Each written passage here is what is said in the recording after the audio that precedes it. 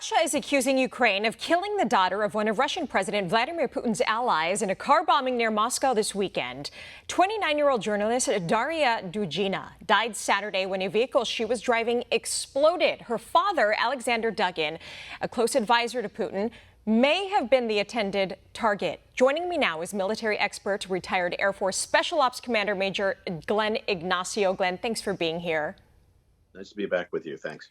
So Ukraine says it had nothing to do with this car bombing, as they are not terrorists. Some think Putin did this as an excuse to go after Ukraine even more. You recently returned home from Ukraine. Do you think this attack was tied to the war in any way? You know, I have to say is I don't believe it's sanctioned by the government of Ukraine whatsoever. The interesting part about the report from the FSB out of Russia was they have all these details about who this lady was, their license plate, type of car, and everything, but there's no evidence of how they came about this.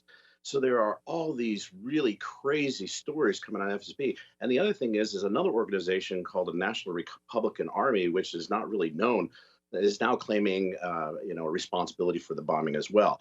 There's really no cause for the Ukrainian government to actually attack this individual. They're rather insignificant, even though they support the invasion of Ukraine. So it doesn't make sense why the government of Ukraine would be involved in it. And last time we spoke, you mentioned something like if you want to know what Putin's next steps are, just look at what he's accusing other people of doing. Maybe this is that case as well. Yeah, and he has actually a history of this way back in the Chechen War. It's been documented that he's bombed some of his own apartment buildings to actually sort of show that type of terrorist activity to push themselves into the Chechen War.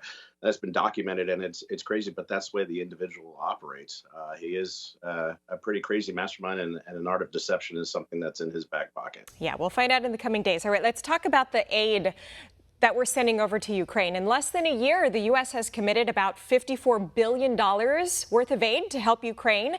Meanwhile, here at home, the humanitarian and security crisis at the southern border continues. Schools in America still don't have the security and resources needed to stop school shootings. And U.S. veterans are still living on the streets. Can you see why many taxpayers think this administration is putting America last? Yes, I completely understand, and I completely agree. I mean, I feel that way myself. I mean, being in Ukraine and seeing the fight and a righteous fight against Russia and their indiscriminate killing of civilians, I do understand our efforts to help them out completely. But at the same time, we are definitely losing track of what's going on at home. And eventually, if we become soft, we're not going to be able to support anybody else. We're definitely losing that strength. So I completely agree. The money, the support, the individuals, having friends in CBP on the border, it is literally an open border. So we are not taking care of ourselves. And absolutely, people should be upset about it. I'm upset about it.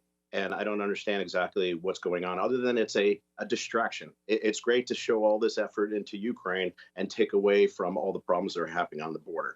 That's what it seems like to me. Right. And where's the transparency? I completely agree. I mean, we talk about the transparency. There's no responsibility stepping up. I thought Kamala Harris was the czar of the border, and has she even been there but maybe once and for 15 minutes?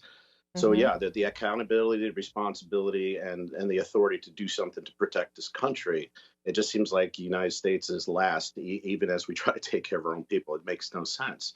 And I can understand why people are upset. Yeah, this is another upsetting topic. It's been 1 year since the botched U.S. troop exit from Afghanistan. Since then, the Taliban regained control of the region.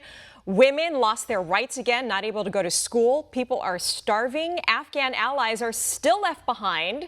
Thousands of our service members sacrificed everything for this 20-year war.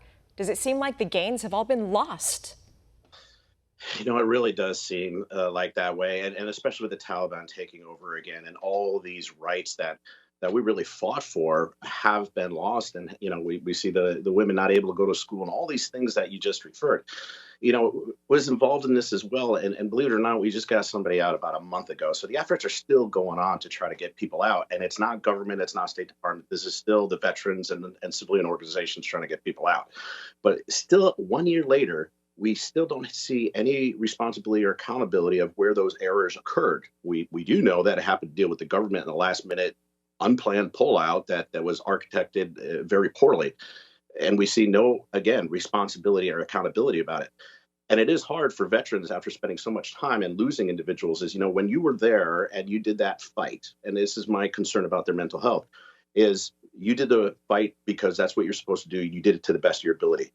The follow-on activities that the politics showing the fall in the Taliban is outside of your control. So while you were there as a soldier or sailor or airman, you did your job and you did it well. And that's a thing that really is important to me, that they remember that, even though Afghanistan has really turned to Taliban rule.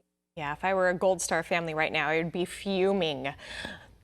Major Glenn Ignacio, thanks again for your time today. Appreciate it as always. Nice seeing you again. Thanks a lot.